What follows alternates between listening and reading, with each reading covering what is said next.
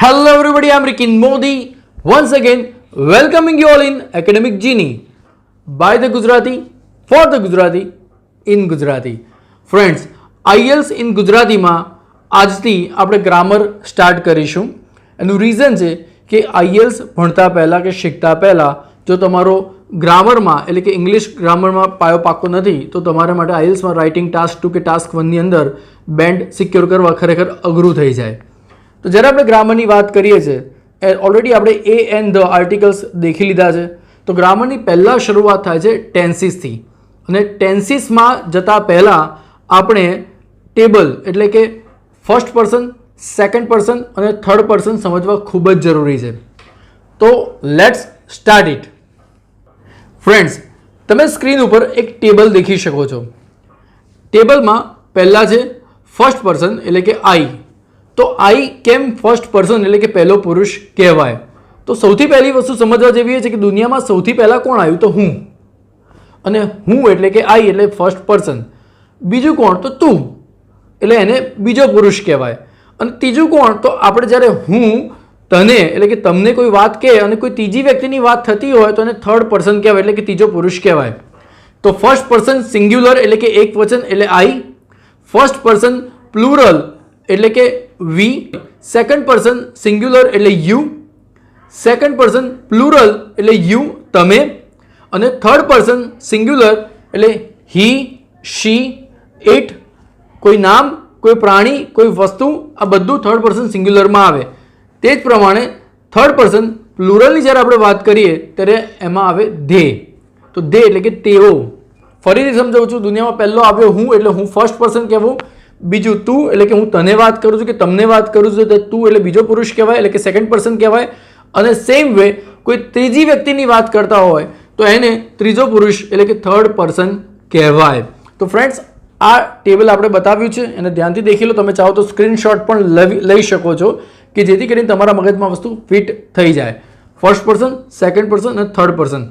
અહીંયા એક નોટ ધ્યાનમાં રાખવા જેવી બાબતો. ગવર્મેન્ટ થર્ડ પર્સનમાં પણ આવે, થર્ડ પર્સન સિંગ્યુલરમાં પણ આવે અને થર્ડ પર્સન પ્લુરલમાં પણ આવી શકે છે. જ્યારે પોલીસ, POLIC પોલીસ, આપણે નહીં કહેતા પોલીસ, તો પોલીસ ફક્ત ને ફક્ત બહુવચનમાં આવે એટલે કે થર્ડ પર્સન પ્લુરલની અંદર જ આવે. પોલીસ મેન હોય તો થર્ડ પર્સન સિંગ્યુલરમાં આવી શકે. હવે આપણે આગળ જોઈશું ટેન્સીસ. ટેન્સીસ શરૂ કરતા પહેલાં સૌથી અગત્યની વસ્તુ છે ટેન્સીસ યાદ રાખવા. ઘણા બધા લોકો કહેતા હોય છે કે જેમને ઇંગ્લિશ સારું બોલી શકતા, જેમનું કમ્યુનિકેશન પણ સારું હોય છે, પણ જ્યારે એમને પૂછવામાં આવે કે ટોટલ ટેન્સીસ કેટલા છે તો ઘણા લોકોને એનો આન્સર નથી આવડતો. અને કદાચ જો આવડી જાય કે ભાઈ ટોટલ 12 ટેન્સીસ છે તો કયા કયા ટેન્સીસ છે એ લોકોને એ પણ નથી યાદ આવતું.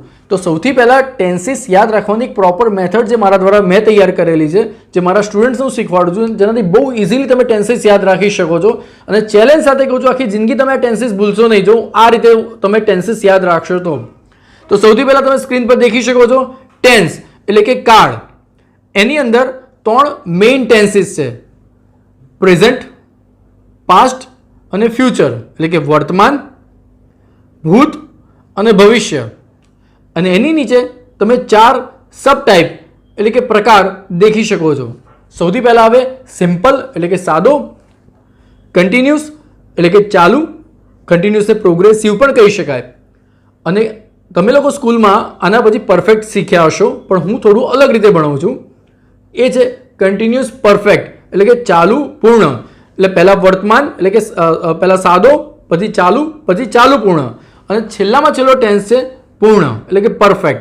જનરલી સ્કૂલ ડેઝમાં, સ્કૂલ ટાઈમમાં અમે લોકો બધા પૂર્ણ વર્તમાન કાળ ચાલુ પૂર્ણની પહેલાં ભણ્યા હોઈએ છીએ, પણ હું અહીંયા એક ખાસ ટેકનિકના લીધે ચાલુ વર્તમાન કાળ પછી તરત ચાલુ પૂર્ણ વર્તમાન કાળ અથવા તો ચાલુ પૂર્ણ ભૂતકાળ લઈશ, અને છેક છેલ્લે આપણે પૂર્ણ વર્તમાન કાળ કે પૂર્ણ ભૂતકાળ કે પૂર્ણ ભવિષ્યકાળ સમજીશું. તો યાદ રાખવાની method: simple present tense, continuous present tense, continuous perfect present tense અને perfect present tense. Same way simple past tense, continuous past tense, continuous perfect past tense અને perfect past tense. Same way સાદો ભવિષ્ય કાળ. ચાલુ ભવિષ્યકાળ, ચાલુ પૂર્ણ અથવા તો પૂર્ણ ચાલુ ભવિષ્યકાળ, બંનેમાંથી કંઈ બી ચાલી શકે, યાદ રાખવું ઇમ્પોર્ટન્ટ છે. અને છેલ્લે પૂર્ણ ભવિષ્યકાળ. તો ફ્રેન્ડ્સ તમે સ્ક્રીનશોટ પણ લઈ શકો છો. જો આ રીતે તમે ટેન્સીસ યાદ કરશો તો ક્યારેય ભૂલશો નહીં.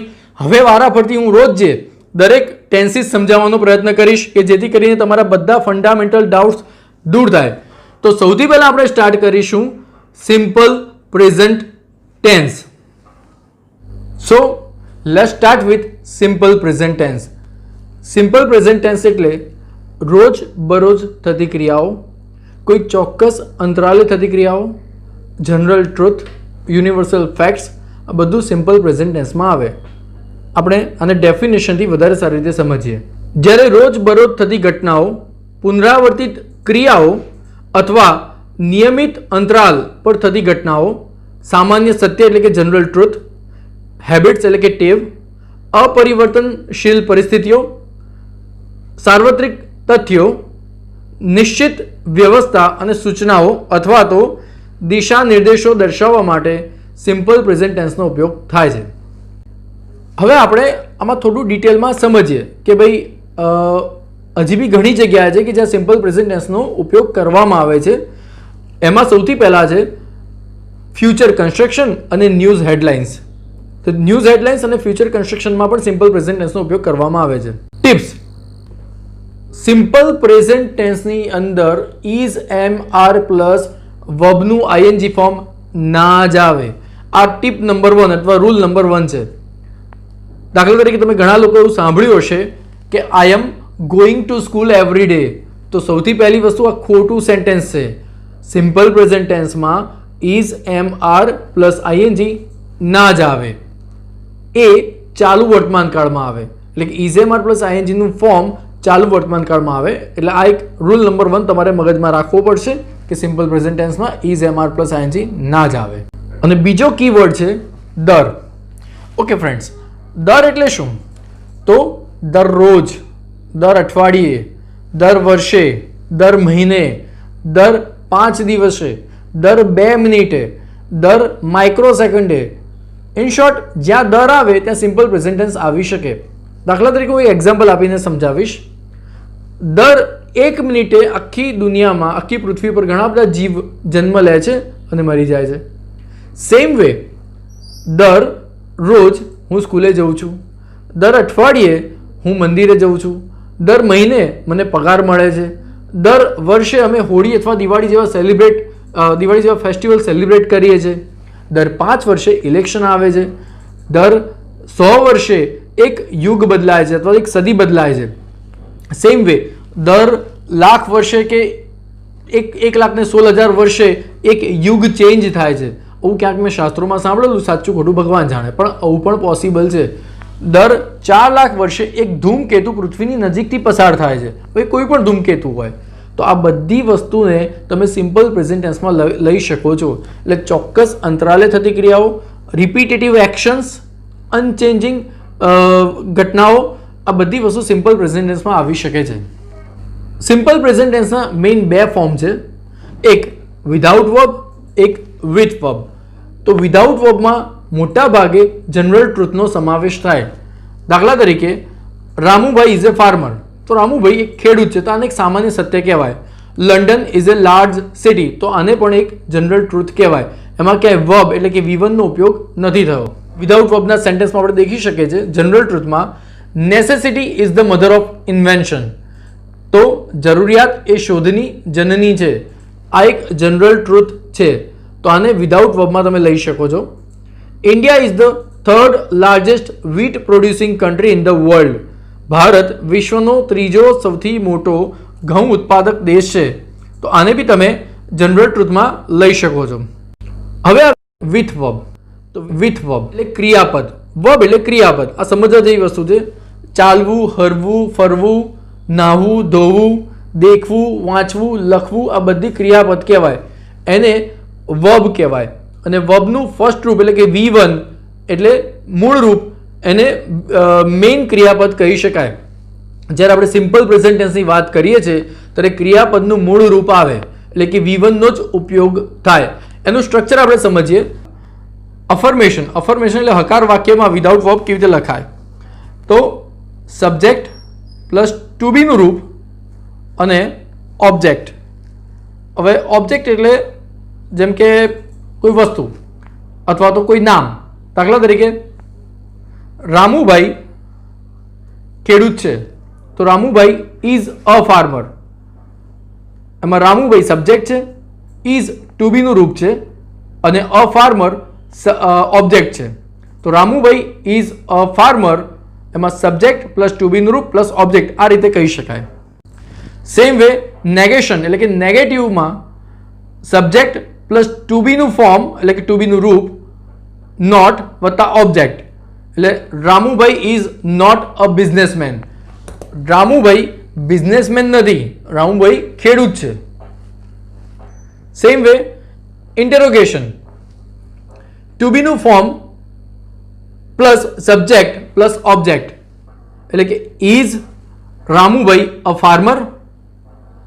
તેમાં ઇઝ એ ટુ બીનું ફોર્મ છે, રામુભાઈ સબ્જેક્ટ છે અને ફાર્મર ઓબ્જેક્ટ છે. ઇન્ટરોગેશન 2 માં આપણે દેખી શકીએ છીએ કે question can be asked with what, which, why, when, whose, whom અથવા તો હાઉ એટસેટ્રા. એટલે કે તમે સમજી લો કે વોટથી પણ ક્વેશ્ચન પૂછી શકાય, વિચથી પણ કહેવાય, વાયથી પણ પૂછાય, વેનથી પણ પૂછાય, હુઝથી પણ પૂછાય અને હુમ અથવા હાઉથી પણ ક્વેશ્ચન પૂછી શકાય. અને સ્ક્રીન પર એનું એક્ઝામ્પલ તમે વાંચી શકો છો. What is Ramubhai? તો રામુભાઈ ઇઝ અ ફાર્મર એનો આન્સર છે. હવે આપણે વિથ વર્બ વાળા સિમ્પલ પ્રેઝન્ટ ટેન્સને સમજીશું. તો વિથ વર્બ એટલે ક્રિયાપદનું મૂળ રૂપનો ઉપયોગ થાય. Simple present tense is used for an action which happens on a regular interval. એટલે રેગ્યુલર અંતરાલે, ચોક્કસ અંતરાલે આ ક્રિયા થાય છે. હવે irrespective of any span or time એટલે સેકન્ડ પણ આવી ગઈ, મિનિટ પણ આવી ગઈ, અવર પણ આવી ગયું, ડે પણ, મંથ પણ, યર બધું આવી ગયું. કોઈ પણ એક્શન જો થતી હોય રેગ્યુલર ઇન્ટરવલ પર તો એને સાદું વર્તમાનકાળ ગણી શકાય. સિમ્પલ પ્રેઝન્ટ ટેન્સમાં V1 ફોર્મ એટલે કે બેઝ ફોર્મ ક્રિયાપદનું મૂળ રૂપનો ઉપયોગ થાય છે. અહીંયા આપણે સ્ક્રીન પર દેખી શકીએ છીએ કે કેવી રીતે સિમ્પલ પ્રેઝન્ટ ટેન્સના થોડા એક્ઝામ્પલ. આઈ થિંક હું વિચારું છું, વી થિંક અમે વિચારીએ છીએ, આઈ ડુ નોટ થિંક હું વિચારતો નથી, ડુ આઈ થિંક શું હું વિચારું છું, યુ થિંક તમે વિચારો છો, ડુ યુ થિંક શું તમે વિચારો છો, આઈ ડોન્ટ થિંક હું વિચારતો નથી અથવા તમે વિચારતા નથી, યુ ડોન્ટ થિંક. તો સેમ વે જ્યારે હી શી આવે ત્યારે તમે દેખી શકો છો કે શી થિંક્સ આવે છે. કેમ? તો શી એ ત્રીજો પુરુષ એક વચન છે એટલે કે તેણી થર્ડ પર્સન છે એટલા માટે. અને જ્યારે એના નકારમાં શી ડઝ આવે છે, જ્યારે બીજા બધામાં ડુ આવે છે. એટલે હી શી ઇટ કે કોઈ નામ કે કોઈ પ્રાણી કે એટલે થર્ડ પર્સન હોય ત્યારે ડઝ આવે નેગેટિવ સેન્ટેન્સમાં અને ક્વેશ્ચનમાં પણ ડઝ આવે. અહીંયા તમે દેખી શકો છો કે ડઝ શી થિંક શું તેણી વિચારે છે. જો એનો અફર્મેશનમાં આન્સર દેખીએ તો યસ શી થિંક્સ, અને જો એનો નેગેટિવમાં આન્સર દેખીએ તો નો શી ડઝ નોટ થિંક. બરાબર છે. એટલે ઇટ થિંક્સ, વી થિંક એટલે અમે વિચારીએ છીએ, વી ડુ નોટ થિંક એટલે અમે વિચારતા નથી, અને ડુ વી થિંક શું અમે વિચારીએ છીએ. તો આ રીતે વાક્યો બની શકે છે. હવે થોડું એક્ઝામ્પલથી જઈએ. સિમ્પલ પ્રેઝન્ટ ટેન્સ એમાં થર્ડ પર્સન સિંગ્યુલરની વાત કરીએ તો એસ કે ઈએસ લાગે. જ્યારે વર્બનું ફોર્મ V1 એની પાછળ એસ કે ઈએસ લાગી શકે. દાખલા તરીકે ગો હોય તો ગોઝ થાય, GOES, અને પ્લે હોય તો PLAYS, પ્લેસ થાય.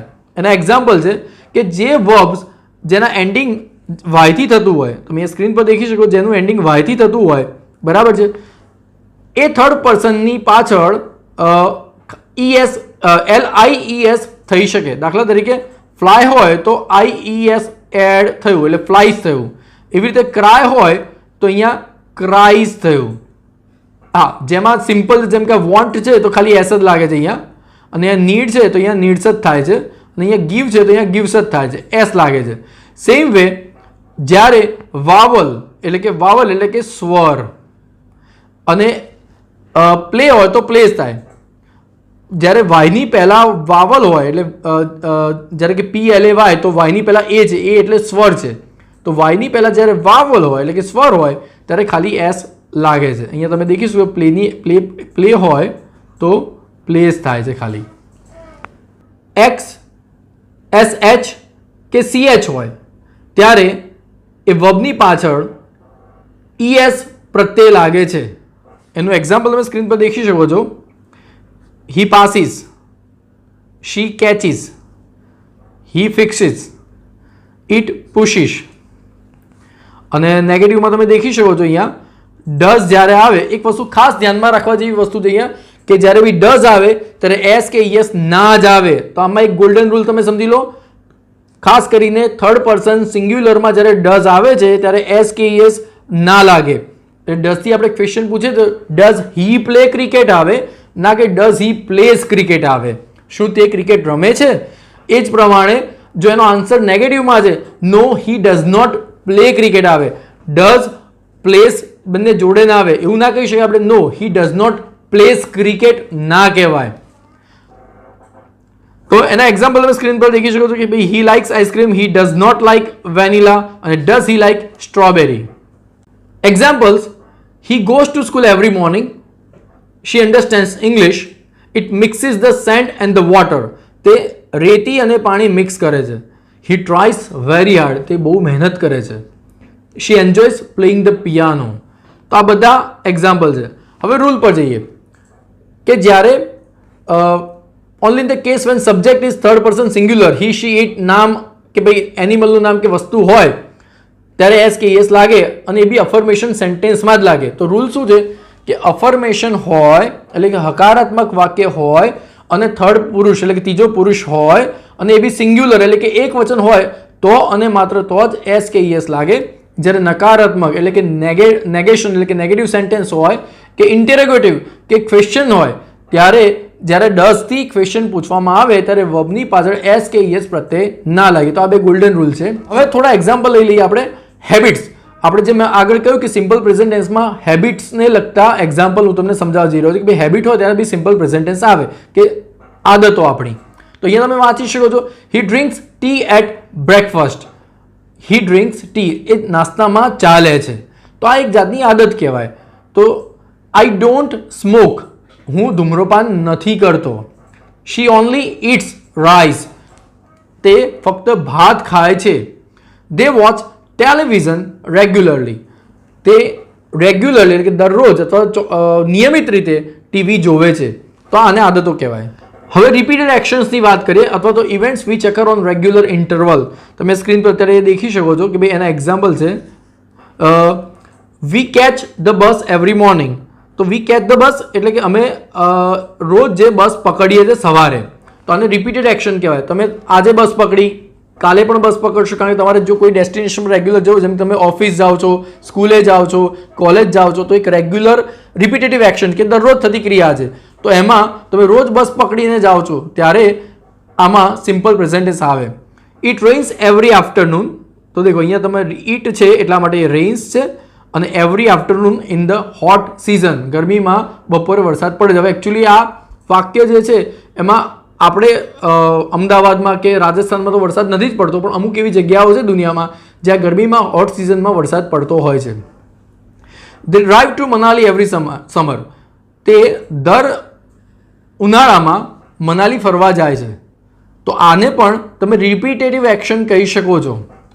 રુદ્ર, આમાં એક નામ છે રુદ્ર, કઈ કોઈનું નામ છે. રુદ્ર વિઝિટ્સ દુબઈ એવરી યર. રુદ્ર દર વર્ષે દુબઈની મુલાકાત લે છે. હવે જનરલ ટ્રુથની વાત કરીએ અથવા તો યુનિવર્સલ ફેક્ટ્સની વાત કરીએ તો અહીંયા તમે દેખો છો કે જનરલ ટ્રુથ અથવા યુનિવર્સલ ફેક્ટમાં આ એક વસ્તુ બહુ જ સમજવા જેવી. Water freezes at 0 degrees. બધાને ખબર છે કે 0 ડિગ્રીએ પાણી થીજી જાય છે. તો વોટર ફ્રીઝીસ, વોટર થર્ડ પર્સન છે, સિંગ્યુલર છે અને ફ્રીઝ થઈ જાય છે એટલે ફ્રીઝીસ એટ 0 degree. બરાબર છે. તો ડિગ્રીઝ એટલે પાણી 0 ડિગ્રીએ થીજી જાય છે. આ એક જનરલ ટ્રુથ કહેવાય.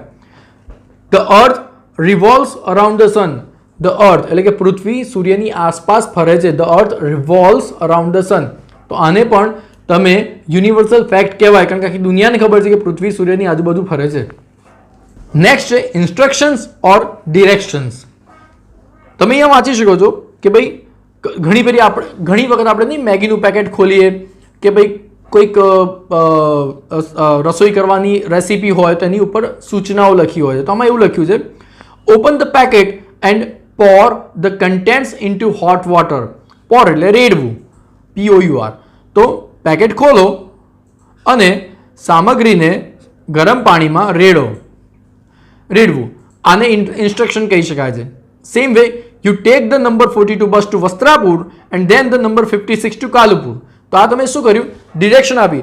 તમે પહેલા 42 નંબરની બસ લઈને વસ્ત્રાપુર પહોંચો અને પછી 56 નંબરની બસ લઈને કાલુપુર પહોંચો કે જજો. તો આ આપણે ડિરેક્શન બતાવી, જેમાં આપણે અમદાવાદી બધા એક્સપર્ટ જ હોય. શેક વેલ બિફોર યુઝ. ઉપયોગ કરતા પહેલા સારી રીતે હલાવવું. તો આ ઇન્સ્ટ્રક્શન કહેવાય. અને ફિલ ધ બોટલ ભરો એટલે કે પાણીની બોટલ કે ગમે તે બોટલ લઈને ભરી નાખો. આ બી એક ઇન્સ્ટ્રક્શન કહેવાય. હવે તમે નેક્સ્ટ સ્ક્રીન પર દેખી શકો છો, એ છે ફિક્સ્ડ અરેન્જમેન્ટ્સ. એનો મિનિંગ શું થયો? તો સમજી લો કે અમુક ઘટનાઓ નિશ્ચિત છે જે ફ્યુચરમાં થવાની જ છે. દાખલા તરીકે હિઝ મધર અરાઇવ્સ ટુમોરો. આ નક્કી છે કે એની મમ્મી કાલે આવવાની જ છે, તો એના માટે હિઝ મધર, એકચ્યુઅલી એ ભવિષ્યની ઘટના છે તો આમાં આવવું જોઈએ his mother will arrive tomorrow. પણ અહીંયા કારણ કે ફિક્સ્ડ અરેન્જમેન્ટ છે એટલા માટે હિઝ મધર અરાઇવ્સ ટુમોરો એટલે એને સિમ્પલ પ્રેઝન્ટ ટેન્સમાં લેવામાં આવ્યું છે. આ બહુ સમજવા જેવી વસ્તુ. તો અહીંયા તમે ધ્યાનથી દેખી શકો છો, અહીંયા અરાઇવ્સ લખ્યું છે, અહીંયા ખરેખર વિલ અરાઇવ આપણે હોવું જોઈએ, વિલ પ્લસ અરાઇવ, કારણ કે આ ભવિષ્યની ઘટના છે. પણ કેમ કે આ ફિક્સ્ડ અરેન્જમેન્ટ છે એટલા માટે અહીંયા આપણે એને સિમ્પલ પ્રેઝન્ટ ટેન્સમાં ઉપયોગ કર્યું છે, જેમ કે હિઝ મધર અરાઇવ્સ ટુમોરો. હજી આગળ વાંચી શકો છો કે our holiday starts on the 26th March. અમારી રજાઓ 26 માર્ચથી શરૂ થાય છે. એટલે તમે સમજી લો 26 માર્ચ તો જે આવવાની ઘટના છે, તો અમારી રજાઓ 26 માર્ચથી શરૂ થાય છે. પણ અહીંયા એને સિમ્પલ પ્રેઝન્ટ ટેન્સમાં લેવામાં આવ્યું છે કારણ કે ફિક્સ્ડ અરેન્જમેન્ટ છે કે આ થવાનું છે, નક્કી જ છે. હકીકતમાં કેવું હોવું જોઈએ કે અમારી રજાઓ 26 માર્ચથી શરૂ થવાની છે, તો our holidays will start, our vacation will start એવું આવવું જોઈએ. પણ કારણ કે આ ફિક્સ્ડ અરેન્જમેન્ટ છે એટલા માટે અહીંયા એને સિમ્પલ પ્રેઝન્ટ ટેન્સમાં ગણવામાં આવ્યું છે. અવર હોલિડેઝ સ્ટાર્ટ, હોલિડે એટલે એક રજાની વાત છે એટલે સ્ટાર્ટ છે. Our holiday starts on the 26th March. અને જો બહુ રજાઓ હોય તો our holidays start on 26th March આવે. અહીંયા દેખી લો કે the grocery store opens at 8 AM. બહુ જ સરસ સેન્ટેન્સ છે કે દરરોજ 8 વાગે ગ્રોસરી સ્ટોર ખુલે છે, બરાબર છે. તો આને સિમ્પલ પ્રેઝન્ટ ટેન્સમાં જ ગણી શકાય. પણ જ્યારે કાલે સવારની બી વાત હોય, કારણ કે રેગ્યુલર ઘટના છે, તો પણ એને સિમ્પલ પ્રેઝન્ટ ટેન્સમાં લઈ શકાય. ભલે કાલ સવારે આની અંદર તમારે એવું લખે the grocery store opens at 8 AM tomorrow પણ લખી શકાય. અહીંયા તમે 8 AM પછી ટુમોરો લખી શકાય છે. તો the grocery store opens at 8 AM tomorrow લખી શકાય. કરિયાણાની દુકાન 8 વાગે ખુલે છે સવારે. અને સૌથી અગત્યની વસ્તુ જે ઘણા બધા લોકો આમાં મિસ કરી જાય છે એ છે ન્યૂઝ હેડલાઇન્સ. બહુ જ અગત્યની વસ્તુ સમજવા જેવી છે. પહેલું વાક્ય તમે અહીંયા વાંચી શકો છો કે India wins the world cup. હવે તમે સમજો કે જ્યારે બી આવા કોઈ ન્યૂઝ આવે છે તો ભૂતકાળની ઘટના હોય છે. ભારત વર્લ્ડ કપ જ્યારે કે કાલે રાતે જીત્યું હોય, પણ બીજા દિવસે સવારે ન્યૂઝ હેડલાઇનમાં શું આવે? India wins the world cup. ભલે એનું ગુજરાતી થાય ભારતે વર્લ્ડ કપ જીત્યો, જે ભૂતકાળની ઘટના છે, પણ અહીંયા India wins the world cup જ આવે કારણ કે ન્યૂઝ હેડલાઇન છે. તો ન્યૂઝ હેડલાઇનની અંદર પણ સિમ્પલ પ્રેઝન્ટ ટેન્સનો ઉપયોગ થાય. તમે હવે જ્યારે બી ન્યૂઝ દેખો છો ત્યારે આ વસ્તુ ખાસ ચેક કરજો કે ન્યૂઝ હેડલાઇનમાં એ લોકો સિમ્પલ પ્રેઝન્ટ ટેન્સનો ઉપયોગ કરે છે. Governor test covid positive. રાજ્યપાલનું કોવિડ પરીક્ષણ પોઝિટિવ આવ્યું. Same way UAE detective gets medal for excellence in investigation. UAEના ગુના શોધકને તપાસમાં શ્રેષ્ઠતા માટે મેડલ મળ્યો. બહુ સમજવા જેવી વસ્તુ છે કે આ એક્ઝેક્ટલી ન્યૂઝ છે, બરાબર છે. UAE detective gets medal for excellence in investigation. UAEના ગુના શોધકને એટલે કે ડિટેક્ટિવને તપાસમાં શ્રેષ્ઠતા માટે મેડલ મળ્યો. તો આ પણ ન્યૂઝ છે. મેડલ મળેલો 2 દિવસ પહેલાં કે 4 દિવસ પહેલાં કે ગયા અઠવાડિયે, પણ એને હજી બી આપણી પાસે ન્યૂઝ પહેલી વખત આવે છે એટલા માટે એને સિમ્પલ પ્રેઝન્ટ ટેન્સમાં ગણવામાં આવ્યું છે. Future construction. તો ફ્યુચર કન્સ્ટ્રક્શન એટલે શું? તો she will inform you before she leaves. હવે તમે સમજી લો કે અહીંયા તમે સેન્ટેન્સમાં 2 સેન્ટેન્સ, એક શી વિલ ઇન્ફોર્મ યુ અને અહીંયા બિફોર શી લીવ્સ, એટલે 2 ઘટના છે, 2 કન્સ્ટ્રક્શન છે. તો જો એ નીકળશે ને ત્યારે તમને ઇન્ફોર્મ કરશે, એટલે પહેલાં પેલી ઘટના થશે અથવા એ ઘટનાની જોડે આ ઘટના સંકળાયેલી છે, એટલે she will inform you before she leaves. હવે શી લીવ્સ એકચ્યુઅલી ભવિષ્યમાં ના કહેવાય, કારણ કે ભવિષ્યમાં થવાવાળી ઘટના છે, પણ અહીંયા કારણ કે આ ફ્યુચર કન્સ્ટ્રક્શન છે એટલા માટે આને સિમ્પલ પ્રેઝન્ટ ટેન્સમાં ગણવામાં આવ્યું છે. બાકી એકચ્યુઅલી તો શી વિલ લીવ આવવું જોઈએ. તમે કોઈ મને પૂછો સાહેબ આમાં તો ભવિષ્યની ઘટના તો વિલ લીવ અથવા તો ભવિષ્યની ઘટના યુઝ થવી જોઈએ, પણ ના, શી લીવ્સ આવે. સેમ વે સેકન્ડ સેન્ટેન્સ તમે દેખી શકો છો, we will give it to her when she arrives. Again આ બી ભવિષ્યની ઘટના છે કે ભાઈ તેણી પહોંચશે ત્યારે અમે તેને આપી દઈશું. એ ક્યારે પહોંચશે? તો પહોંચશે જ્યારે વર્ડ આવે એ જ ભવિષ્યની ઘટના છે, તો એ જ્યારે ભવિષ્યમાં પહોંચશે ને ત્યારે અમે તેને આપીશું. તો ભવિષ્યમાં આપવાની વાત થાય તો એને સિમ્પલ પ્રેઝન્ટ એટલે રોજબરોજની ક્રિયા તો કહેવાય જ નહીં, પણ ના, આ ફ્યુચર કન્સ્ટ્રક્શન છે એટલા માટે અહીંયા we will give it to her when she arrives આવે. આગળનું સેન્ટેન્સ છે the taxi will arrive when we check out from the hotel. Of course સમજવા જેવી વસ્તુ છે કે આ બી ફ્યુચરની ઘટના છે, એટલે એને ફ્યુચર કન્સ્ટ્રક્શન કહેવામાં આવે છે કે જ્યારે અમે હોટલમાંથી ચેકઆઉટ કરીશું ત્યારે ટેક્સી આવશે. હવે ચેકઆઉટ કરીશું એ તો ફ્યુચરની ઘટના છે, તો હોટલમાં જ્યારે ચેકઆઉટ કરીશું ત્યારે ટેક્સી આવશે, ફ્યુચરની ઘટના છે, પણ કારણ કે ફ્યુચર કન્સ્ટ્રક્શન છે એટલા માટે એને સિમ્પલ પ્રેઝન્ટ ટેન્સમાં આવરી લેવામાં આવ્યું છે અને એટલા માટે જ એસ કે ઈએસ પ્રત્યય લાગે છે વર્બને. દાખલા તરીકે અહીંયા the taxi will arrive when we check out from the hotel.